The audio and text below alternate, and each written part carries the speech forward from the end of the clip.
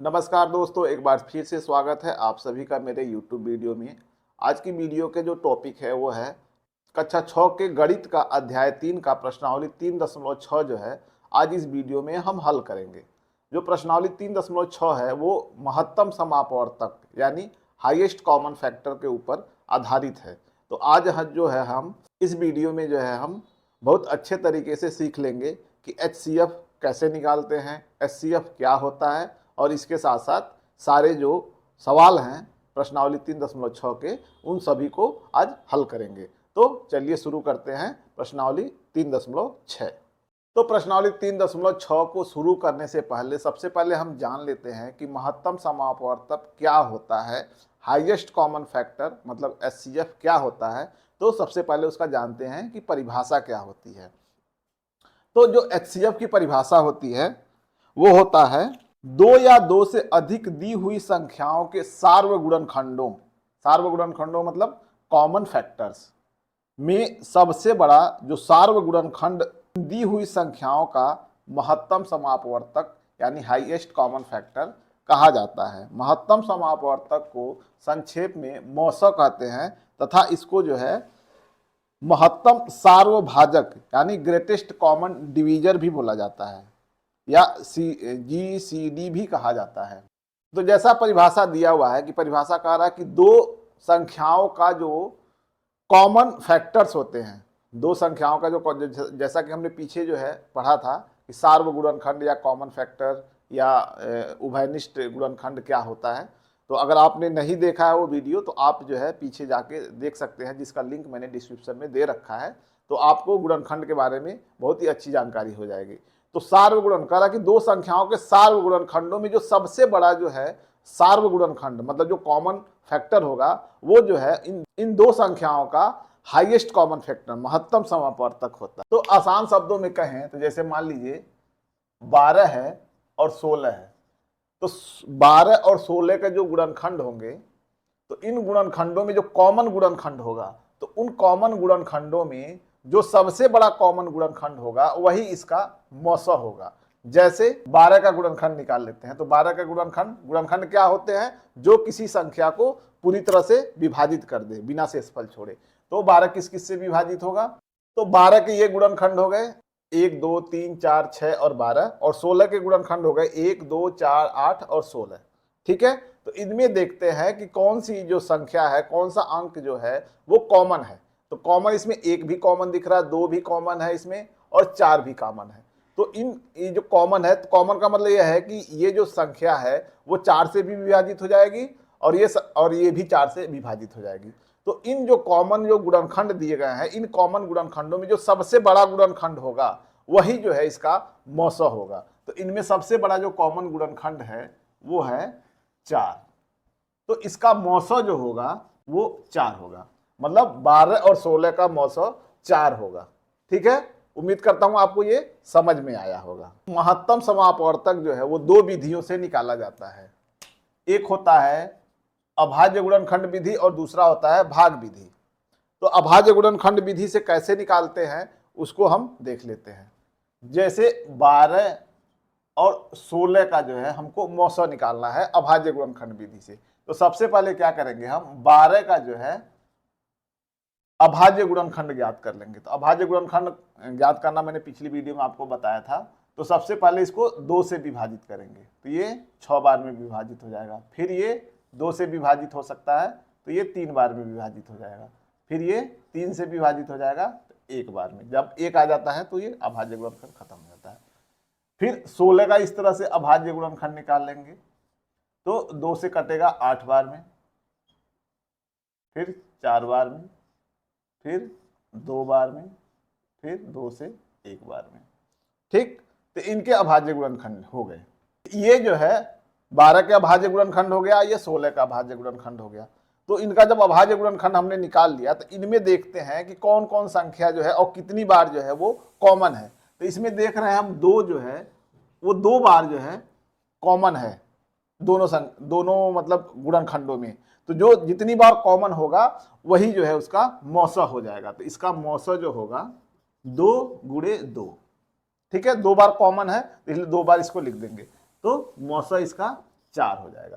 तो ये था अभाज्य गुणनखंड विधि से जो है महत्तम समापवर्तक ज्ञात करना। तो 12 और 16 का जो भाग विधि से कैसे निकालते हैं, तो इन जो दो संख्याएं दी गई हैं, इन दो संख्याओं में जो छोटी संख्या होगी वो भाजक हो जाएगी और जो बड़ी संख्या होगी वो भाज्य हो जाएगा। ठीक है, तो इसको हम जो छोटी संख्या है उसको भाजक मान लेते हैं और जो बड़ी संख्या है उसको भाज्य मान लेते हैं। तो भाजक से जो है भाज्य को भाग देंगे, तो 12 से हम 16 को भाग दें तो एक बार में जो है ये भाग जाएगा और 4 जो है वो शेषफल आ जाएगा। तो जो शेषफल आएगा अब वो नया भाजक हो जाएगा और जो पहले भाजक था वो जो है अब भाज्य हो जाएगा। तो 12 जो था पहले भाजक था, अब ये भाज्य हो जाएगा और जो शेषफल है वो नया जो है भाजक बन जाएगा। तो फिर अब इससे भाग देंगे तो ये 4 तिहाई 12। तो ये तब तक करेंगे जब तक जो संख्या जो है वो पूरी तरह से कट ना जाए। तो अब जो है ये पूरी तरह से कट गया। तो जो संख्या जो है इसको, जो भाजक जो है भाज्य को पूरी तरह से काट देगा तो वो भाजक ही जो है वो महत्तम समापवर्तक होगा। तो इसका महत्तम समापवर्तक जो होगा वो 4 होगा। ठीक है, तो इन दोनों विधियों से जो है अभाज्य गुणनखंड विधि से और भाग विधि, दोनों विधियों से जो है हम महत्तम समापवर्तक निकालते हैं। तो जिसको जो पसंद होता है, जो जिसको अच्छा लगता है, उस विधि से जो है हम महत्तम समापवर्तक निकाल सकते हैं। लेकिन अगर क्वेश्चन में दे रखा है डिफिनीशन, अगर क्वेश्चन में डिफाइन कर रखा है कि अभाज्य गुणनखंड विधि से निकालिए या भाग विधि से निकालिए, तो उस पर्टिकुलर विधि से, मेथड से ही जो है आपको महत्तम समापवर्तक निकालते हैं। तो प्रश्नावली 3.6 का जो पहला सवाल है वो दिया है कि निम्नलिखित संख्याओं के महत्तम समापवर्तक ज्ञात कीजिए। तो ए जो दिया हुआ है वो दिया हुआ है 18, 48। तो 18 और 48 का जो है हम मौसा निकालते हैं। तो इसको क्या करते हैं हम, जो है अभाज्य गुणनखंड विधि से निकालते हैं। तो सबसे पहले क्या करेंगे हम 18 का जो है अभाज्य गुणनखंड पता कर लेंगे। तो ये 2 से कट गया 9 बार में, फिर 2 से ये नहीं विभाजित होगा, 3 से काटेंगे तो 3 त्रिकी 9, फिर 3 से काटेंगे तो 1 आ गया। ठीक, अब जो 48 का अभाज्य गुणनखंड निकाल लेंगे तो ये 2 से विभाजित हो जाएगा 24 बार में, फिर 2 से विभाजित हो जाएगा 12 बार में, फिर 2 से विभाजित हो जाएगा 6 बार में, फिर 2 से विभाजित हो जाएगा 3 बार में, फिर ये 3 से विभाजित हो जाएगा 1 बार में। तो ये प्रक्रिया तब तक करते हैं जब तक 1 ना आ जाए। ठीक है, तो इनके अभाज्य गुणनखंड लिख लेते हैं। तो ये हो गए इनके अभाज्य गुणनखंड 2 गुणे 3 गुणे 3 और 2 गुणे 2 गुणे 2 गुणे 2 गुणे 3। ठीक है, तो इनमें देख लेते हैं कॉमन क्या क्या है। तो एक 2 कॉमन है, ये कॉमन है और ये कॉमन है। ठीक है, तो जो कॉमन है उसको अलग लिख लेते हैं। तो 2 गुणे 3 बराबर, तो इन दोनों संख्याओं का जो मौसा होगा वो 6 होगा। इस तरीके से जो है हम महत्तम समापवर्तक निकालते हैं। और इसको अगर भाग विधि से निकालना हो तो कैसे निकालेंगे देख लेते हैं। तो इसमें जो छोटी संख्या 18 है और बड़ी संख्या 48 है, तो छोटी संख्या क्या हो जाएगी हमारी, भाजक हो जाएगा, और बड़ी संख्या क्या हो जाएगी, भाज्य हो जाएगा। तो 48, तो 18 से इसको भाग देते हैं तो 18 दूना 36, शेष कितना आ गया, शेषफल का आ गया 12। तो जो शेषफल आया वो अब नया भाजक हो गया हमारा। और भाज्य कितना क्या हो गया, पुराना वाला जो भाजक था, पुराना भाजक 18 था, तो 18 को भाग देंगे तो 12 से एक बार में ये भाग जाएगा, शेष आ गया 6। अब जो पुराना भाजक था वो नया भाज्य हो गया, तो भाज्य 12 हो गया, तो 6 दूना 12। तो इस संख्या से ये पूरी तरह से विभाजित हो गया, कोई शेषफल नहीं छोड़ा। तो जिस संख्या से ये पूरी तरह विभाजित होता है वही जो है मौसा होता है। इसका मौसा 6 आ गया। तो ये हो गया अभाज्य गुणनखंड विधि से और ये हो गया भाग विधि से। ठीक, जो बी दिया हुआ है वो दिया 30 और 42 का मौसा निकालना है। तो फिर 30 का जो है हम अभाज्य गुणनखंड निकाल लेते हैं। तो ये इसके गुणनखंड हो गए। कॉमन क्या क्या हो रहा है, कॉमन ये हो रहा है, तो यही जो है इसका मौसा हो जाएगा। तो इसका मौसा भी 6 होगा।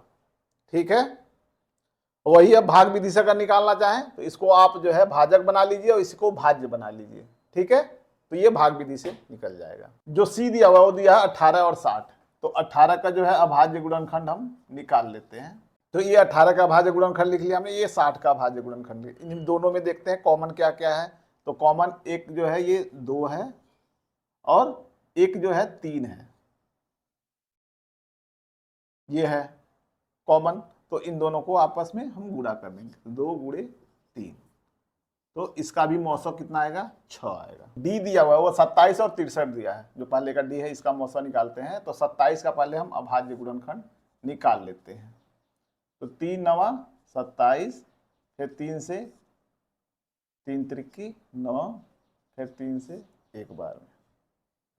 ये संख्या 3 से विभाजित होगी या 2 से विभाजित होगी, इसके बारे में मैंने पिछले वीडियो बना रखा है, विभाज्यता का नियम, उसको आप देख के आप पता लगा सकते हैं, संख्या देख के आप जान सकते हैं कि कौन सी संख्या किस संख्या से विभाजित होगी। तो ये 27 का गुणनखंड हो गया 3 गुणे 3 गुणे 3, और ये 63 का गुणनखंड हो गया 3 गुणे 3 गुणे 7। तो इन दोनों में कॉमन देखते हैं क्या है, तो कॉमन ये है, तो ये 2 बार 3 जो है कॉमन है, तो 2 बार इसको हम लिख लेते हैं, 3 त्रिकी 9, तो इसका मौसा जो आएगा वो 9 आएगा। ई जो दिया हुआ वो दिया है 36 और 84, तो 36 का पहले अभाज्य गुणनखंड हम पता कर लेते हैं, ये इसके अभाज्य गुणनखंड हो गए। तो इसमें देखते हैं कॉमन क्या है, तो कॉमन ये हो रहा है, ये कॉमन है इसमें, ठीक है। तो इसका मौसा होगा 2 गुणे 3 बराबर 4 2 2 4 4 3 12, तो 36 और 84 का मौसा होगा 12। तो जो F दिया हुआ है 34 और 102 का जो है महत्तम समापवर्तक ज्ञात कर लेते हैं। तो सबसे पहले क्या करेंगे, हम 34 का जो है अभाज्य गुणनखंड पता कर लेंगे। ये इसके 34 के ये गुणनखंड हो गया और ये 102 का गुणनखंड हो गया। इनमें देखते हैं कॉमन क्या क्या है, तो इसमें 2 कॉमन है और 17 कॉमन है, ठीक है। तो इन दोनों को जो है हम मौसा के रूप में लिख लेंगे, 2 गुणे 17 बराबर 34। तो 34 और 102 का जो महत्तम समापवर्तक होगा वो 34 होगा। जो जी दिया हुआ है वो 70 है, 105 और 175 का महत्तम समापवर्तक निकालना है। अभी तक आपने 2 संख्याओं का जो है महत्तम समापवर्तक निकाला है, अब हमें 3 संख्याओं का महत्तम समापवर्तक निकालना है। तो कैसे निकालेंगे, इसमें भी क्या करेंगे, इन तीनों का अभाज्य गुणनखंड पता कर लेंगे। तो ये 70 का ये अभाज्य गुणनखंड हो गया 2 गुणे 5 गुणे 7, 105 का अभाज्य गुणनखंड 3 गुणे 5 गुणे 7, और 175 का अभाज्य गुणनखंड 5 गुणे 5 गुणे 7। तो इन तीनों में जो है अब हम मैच करते हैं तो देख रहे हैं कि इसमें अभाज्य मतलब इनमें जो है कॉमन अभाज्य गुणनखंड कौन कौन से हैं। तो कॉमन हमें क्या दिख रहा है, इसमें 5 है और 7 है, इसमें भी 5 7 है और इसमें भी 5 7 है। तो यही जो है इसमें कॉमन है, यही इसका मौसा हो जाएगा। तो मौसा 5 गुणे 7 35, तो इसका जो महत्तम समापवर्तक होगा इन तीनों का वो होगा 35।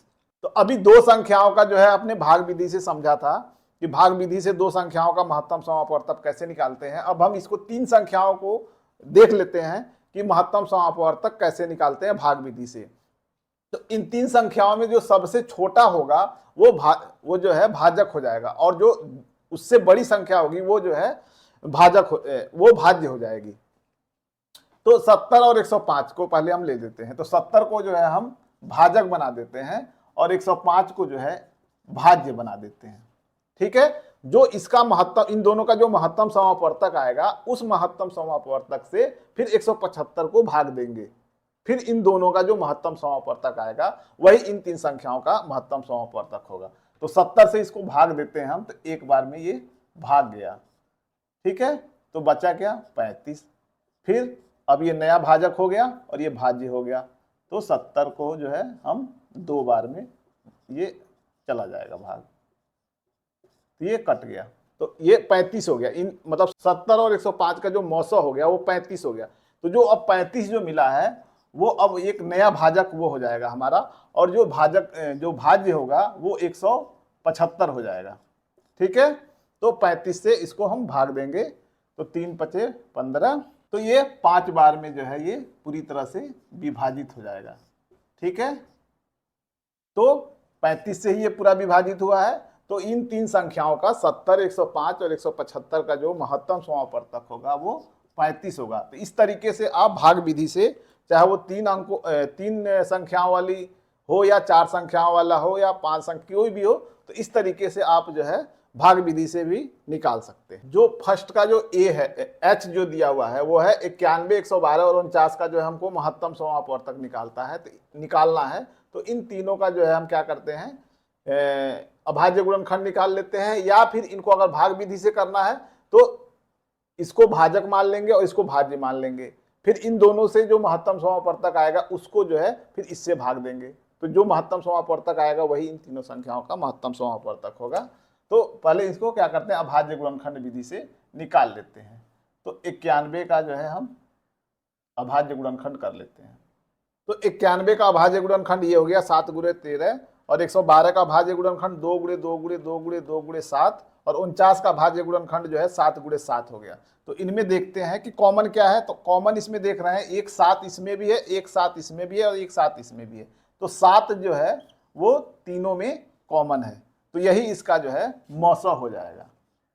ठीक है, तो 91, 112 और 49 का महत्तम समापवर्तक 7 होगा। ठीक है, जो फर्स्ट का आई है वो दिया हुआ 18, 54 और 81 का जो है हमको महत्तम समापवर्तक ज्ञात करना है। तो क्या करेंगे, इनका 18 का, फिर 54 का, फिर 81 का अभाज्य गुणनखंड ज्ञात कर लेते हैं। तो 18 का अभाज्य गुणनखंड 2 गुणे 3 गुणे 3 हो गया, और 54 का अभाज्य गुणनखंड 2 गुणे 3 गुणे 3 गुणे 3 हो गया, और 81 का अभाज्य गुणनखंड 3 गुणे 3 गुणे 3 गुणे 3 हो गया। ठीक है, अब इन तीनों को टैली करके देखते हैं कॉमन कौन कौन सी संख्याएं जो है कॉमन है। तो इसमें देखें तो 2 है, 3 है, 3 है, इसमें जो है 2 है, 3 है, 3 है, 3 है, इन दोनों में 2 और 3 और 2 3 कॉमन है। ठीक है, और इसमें जो है 2 है ही नहीं। ठीक है, तो इसमें हम कॉमन देख रहे हैं कि इसमें 2 बार 3 कॉमन है, 2 बार 3 जो है सब में कॉमन है। तो यही जो है हमारा महत्तम समापवर्तक हो जाएगा। तो इनका महत्तम समापवर्तक 9 आएगा। ठीक है, जो फर्स्ट का जे दिया हुआ है, जो आखिरी है फर्स्ट का, कि 12, 45 और 75 का जो है महत्तम समापवर्तक बताइए, हाईएस्ट कॉमन फैक्टर बताइए। तो हाईएस्ट कॉमन फैक्टर बताने के लिए क्या करेंगे, इनका तीनों का जो है अलग अलग अभाज्य गुणनखंड ज्ञात कर लेंगे। तो 12 का अभाज्य गुणनखंड पहले निकाल लेते हैं। तो ये जो है हमने 12, 45 और 75 के अभाज्य गुणनखंड लिख लिया। 12 का अभाज्य गुणनखंड 2 गुणे 2 गुणे 3 होगा, 45 का अभाज्य गुणनखंड जो है 3 गुणे 3 गुणे 5 होगा, और 75 का अभाज्य गुणनखंड 3 गुणे 5 गुणे 5 होगा। ठीक है, तो इनमें देखते हैं कॉमन क्या है। तो कॉमन इसमें क्या आ रहा है, 3 इसमें भी है और 3 इसमें भी है और 3 इसमें भी है। तो सिर्फ 3 ही जो है वो तीनों में कॉमन है। ठीक है, तो यही इसका मौसा होगा। तो इसका मौसा जो है वो 3 होगा। ठीक है, उम्मीद करता हूं कि आपको इन सवालों से जो है आपको महत्तम समापवर्तक निकालना आ गया होगा। अगर आपको कहीं इसमें दुविधा हो तो आप कमेंट बॉक्स में हमें बताइए कि अगर आपको इसको समझ में नहीं आया तो कमेंट बॉक्स में मैं रिप्लाई आपको जरूर दूंगा। अब प्रश्न नंबर 2 देखते हैं। प्रश्न नंबर 2 दे रहा है कि निम्न का मौसा क्या है। ए 2 क्रमागत संख्याएं, बी 2 क्रमागत सम संख्याएं, और सी जो है 2 क्रमागत विषम संख्याएं। तो दूसरे में यही पूछा हुआ है। पहला दे पूछ रहा है कि 2 क्रमागत जो संख्याएं हैं उनका महत्तम समापवर्तक बताइए। तो 2 क्रमागत जो संख्याएं होती हैं उनका महत्तम समापवर्तक जो है हमेशा जो है 1 होता है। ठीक है, और 2 क्रमागत संख्याएं हमेशा जो है सहभाज्य संख्याएं होती हैं, और सहभाज्य संख्याओं का जो है महत्तम समापवर्तक हमेशा 1 होता है। ठीक है, आप कोशिश करके भी देख लीजिए। तो जैसे मान लीजिए हम ले लेते हैं 5 और 6। ठीक है, तो 5 और 6 का जो है हम महत्तम समापवर्तक अगर निकालें तो 5 का जो अभाज्य गुणनखंड क्या होगा, 5 गुणे 1 होगा, और 6 का अभाज्य गुणनखंड क्या होगा, 2 गुणे 3 गुणे 1 होगा। तो इनमें कॉमन क्या है, 1 ही जो है इसमें कॉमन है। ठीक है, तो इसलिए इसका महत्तम समापवर्तक 1 होता है। ठीक है, 2 क्रमागत संख्याओं का महत्तम समापवर्तक हमेशा 1 होता है। अब कह रहा कि 2 क्रमागत सम संख्याओं का महत्तम समापवर्तक क्या होता है। तो 2 क्रमागत सम संख्याओं का महत्तम समापवर्तक हमेशा जो है 2 होता है। 2 क्रमागत अगर सम संख्याएं हैं तो उनका महत्तम समापवर्तक हमेशा 2 होता है। ठीक है, देख लेते हैं। 2 सम संख्याएं ले लेते हैं। तो जैसे मान लीजिए हमने 16 ले लिया और 18 ले लिया, ये दोनों जो है सम संख्याएं हैं, तो इनका जो है हम अभाज्य गुणनखंड कर लेते हैं। तो 16 का अभाज्य गुणनखंड क्या होगा, 2 गुणे 2 गुणे 2 गुणे 2, और 18 का कर लें तो 2 गुणे 3 गुणे 3 होगा। ठीक है, तो इसमें कॉमन क्या मिल रहा है हमको, 2 मिल रहा है यही। ठीक है, तो हमेशा 2 क्रमागत सम संख्याओं का महत्तम समापवर्तक हमेशा 2 होता है। जो सी है वो कह रहा है कि दो क्रमागत विषम संख्याओं का महत्तम समापवर्तक क्या होता है, तो दो क्रमागत विषम संख्याओं का महत्तम समापवर्तक हमेशा जो है वो 1 होता है। ठीक है, तो ये था क्वेश्चन नंबर 2। क्वेश्चन नंबर 3 दे रहा है कि जैसा कि आप स्क्रीन पे देख रहे हैं, कह रहा कि अभाज्य गुणनखंड द्वारा दो सह अभाज्य संख्याओं 4 और 5 का महत्तम समापवर्तक इस प्रकार ज्ञात किया गया है। ठीक है, जैसा आप देख रहे हैं इस प्रकार ज्ञात किया गया है। चूंकि इन गुणनखंडों में कोई अभाज्य सार्वगुणनखंड नहीं है, तो इसलिए 4 और 15 का महत्तम समापवर्तक 0 है। क्या यह उत्तर सही है? यदि नहीं तो सही महत्तम समापवर्तक क्या होगा? क्वेश्चन नंबर 3 में कह रहा है कि 4 और 2 का जो है महत्तम समापवर्तक, इनका गुणनखंड किया गया है, तो अभाज्य गुणनखंड 2 गुणे 2 है और 15 का अभाज्य गुणनखंड किया गया है 3 गुणे 5 है। तो कह रहा है कि इनमें कुछ भी कॉमन नहीं दिख रहा है, तो क्या इनका महत्तम समापवर्तक 0 होगा?